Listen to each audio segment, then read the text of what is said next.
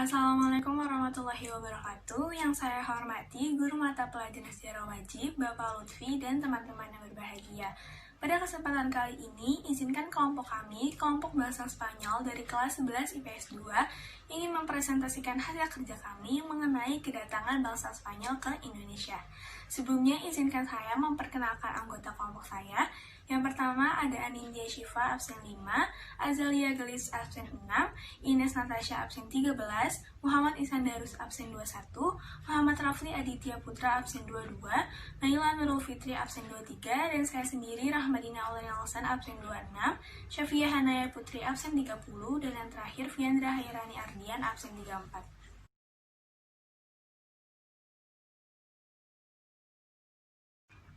Penjajahan bangsa Spanyol di Indonesia. Sebelum bangsa Belanda menjajah Indonesia, bangsa Spanyol terlebih dahulu menjajah wilayah Indonesia tepatnya pada tahun 1521, di mana pada saat itu bangsa Portugis juga masih menduduki wilayah Nusantara. Bangsa Spanyol merupakan bangsa Eropa kedua yang memasuki wilayah Indonesia. Sejak abad ke-13, rempah-rempah merupakan salah satu bahan dagang yang paling menguntungkan. Hal inilah yang melatar belakangi bangsa-bangsa Eropa melakukan ekspedisi untuk mencari kekayaan dan melakukan penjelajahan samudra. Bersama dengan Portugis, bangsa Spanyol merupakan salah satu pelopor adanya penjelajahan di samudra. Berbagai penjelajahan samudra yang berasal dari Spanyol melakukan petualangan di lautan luas guna mencari kekayaan dan menggelar jajahan. Bangsa Spanyol memiliki reputasi yang baik sebagai salah satu pelopor penjelajahan samudra dalam pelayaran. Dengan suksesnya ekspedisi 1 yang dipimpin oleh Christopher Columbus yang membuahkan hasil menemukan benua Amerika yang penuh dengan kekayaan emas, bangsa Spanyol melakukan ekspedisi 2 guna mencari kepulauan yang penuh dengan rempah-rempah yang dipimpin oleh Ferdinand Magellan. Sebelum singgah di Indonesia, bangsa Spanyol terlebih dahulu singgah di Cebu, tepatnya di Kepulauan Masava, yang sekarang ini lebih kita kenal dengan Kepulauan Filipina. Sebelum hendak kembali ke Spanyol, bangsa Spanyol akhirnya menemukan kepulauan yang penuh dengan rempah-rempah yang dimaksud, yaitu Nusantara Indonesia. Sehingga bangsa Spanyol singgah terlebih dahulu di Maluku, tepatnya di Tidore, dan melakukan kolonialisasi di Indonesia.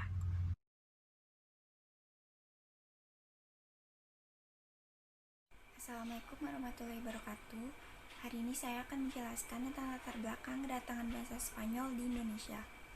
Tujuan bangsa Spanyol datang ke Indonesia sama dengan Portugis, yaitu untuk menguasai rempah-rempah, mencari kekuasaan dan kejayaan, serta menyebarkan agama Nasrani. Pada saat itu, bangsa Spanyol datang ke Indonesia, tepatnya di Maluku, pada tanggal 8 November tahun 1521 yang dipimpin oleh Del Cano. Kedatangan bangsa Spanyol disambut baik oleh rakyat Tidore di Maluku, serta bangsa Spanyol juga menjalin hubungan dagang dengan Tidore. Hal ini diketahui oleh Portugis, dan Portugis tidak menyukainya karena bangsa Spanyol dianggap akan mengganggu proses monopoli perdagangannya. Sebelum peperangan besar dimulai antara Portugis dan Spanyol, dibuatlah perjanjian ulang. Nah, perjanjian ulang ini disebut Perjanjian Saragossa. Sampai pada akhirnya, Portugis dan Spanyol menyetujui perjanjian tersebut. Dan akhirnya Spanyol angkat kaki menuju selatan di Filipina dan membuat pos kekuasaan di sana. Latar belakang penjajahan bangsa Spanyol ke Indonesia. Pada 3 Agustus tahun 1492, bangsa Spanyol untuk pertama kalinya melakukan penjelajahan samudra. Sebab-sebab penjelajahan bangsa Spanyol adalah yang pertama, karena ajaran Kopernikus yang menyatakan bahwa bumi itu bulat. Yang kedua, karena kisah Marco Polo ke dunia timur yang diceritakan dalam buku Imago Mundi. Yang ketiga, karena timbulnya kemajuan ilmu pengetahuan dan teknologi. Yang keempat, karena bangsa Spanyol ingin mewujudkan semangat 3G, yaitu Gold, Glory, Gospel. Tujuan mereka melakukan penjelajahan adalah untuk mencari rempah-rempah, memperluas kekuasaan, dan untuk menyebarkan agama. Penjelajahan bangsa Spanyol dipelopori oleh 3 tokoh besar dari Spanyol, yaitu Christopher Columbus, Ferdinand Magellan, dan Juan Sebastian Elcano. Pada tahun 1521, kapal Spanyol berhasil masuk ke Maluku yang dipimpin oleh Juan Sebastian Elcano atau yang biasa kita sebut Delcano. Delcano merupakan penjelajah bangsa Spanyol yang berhasil mengelilingi dunia. Sebelum sampai ke Maluku, Delcano melewati Filipina, Kalimantan Utara, dan langsung ke Tidore. Nah, sesampainya bangsa Spanyol di Tidore, bangsa Tidore menerima bangsa Spanyol dengan baik. Sementara itu, bangsa Portugis merasa terancam dan merasa tersaingi karena bangsa Spanyol dan bangsa Portugis merupakan sesama bangsa Eropa. Dan mereka pun bersengketa dan dibuatlah Perjanjian Saragossa. Perjanjian Saragossa merupakan perjanjian yang terjadi setelah pertemuan bangsa Spanyol dan bangsa Portugis yang mengakibatkan mereka membagi dua penjelajahan mereka dan memperebutkan wilayah Maluku sebagai wilayah koloni atau wilayah perdagangan mereka. Nah, dari perjanjian ini mengharuskan bangsa Spanyol untuk keluar dari Tidore. Jadi, kesimpulan yang bisa saya ambil dari materi yang saya sampaikan adalah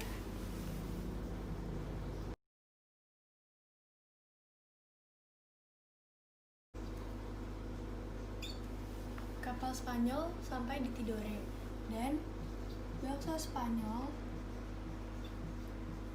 bersengketa dengan bangsa Portugis yang menghasilkan Perjanjian Saragossa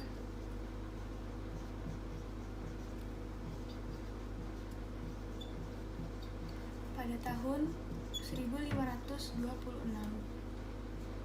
yang mengakibatkan bangsa Spanyol harus meninggalkan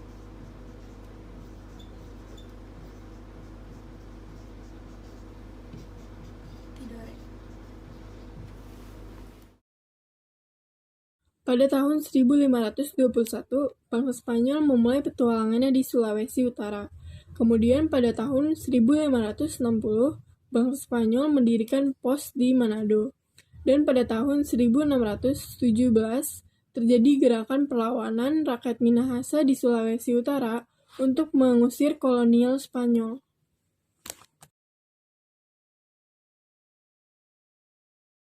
Spanyol merupakan kerajaan yang bisa disebut sebagai pelopor penjajahan samudra. Perjalanan kerajaan Spanyol diprakarsai oleh Christopher Columbus. Selain kerajaan Spanyol, ada juga kerajaan Portugis. Perjalanan samudra kerajaan Spanyol kedua ini diawali dari Perjanjian Tordesillas tahun 1494. Perjanjian ini berisi wilayah kekuasaan antara Spanyol dan Portugis. Mulai dari garis meridian yang melewati Tanjung Verde di Brazil, bagian barat dari garis tersebut adalah wilayah kekuasaan Spanyol dan bagian timur dari garis tersebut adalah kekuasaan Portugis. Seorang pelayar bernama Christopher Columbus hanya berlayar sampai di benua Eropa saja. Ia tidak sampai ke benua rempah-rempah termasuk Indonesia atau Nusantara pada saat itu. Nah, maka dari itu pelayaran dilanjutkan oleh Ferdinand Magellan. Ferdinand Magellan di bawah naungan kapten kapal Sebastian Elcano melanjutkan ekspedisi. Nah, mereka diterima oleh Raja Cebu. Nah, katanya saat itu Raja Cebu ini sedang berkonflik dengan Mactan. Nah, maka dari itu Ferdinand Magellan akhirnya terbunuh oleh Mactan. Akhirnya hanya Sebastian Elcano lah yang melanjutkan ekspedisi sampai ke Nusantara. Kemudian pada 1521, kapal yang dipimpin oleh Sebastian Elcano berhasil berlabuh di Tidore, Maluku. Kemudian mereka singgah di daerah Jailolo dan di daerah Bacan. Kedatangan mereka disebut baik oleh masyarakat Tidore karena pada saat itu masyarakat Tidore sedang berselisih dengan Portugis. Sementara sebaliknya, Spanyol ini tidak disebut baik oleh Portugis karena sudah pasti akan timbul persaingan di antara kedua negara tersebut. Nah, kemudian pada akhirnya Tidore bersekutu dengan Spanyol, sementara Portugis bersekutu dengan Ternate.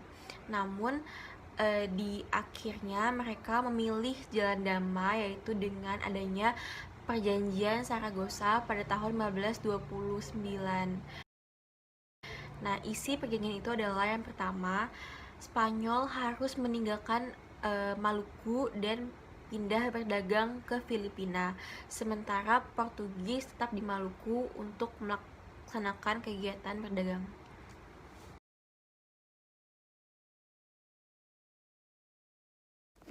Hal-hal yang dilakukan bangsa Spanyol pada masa kolonialisasi.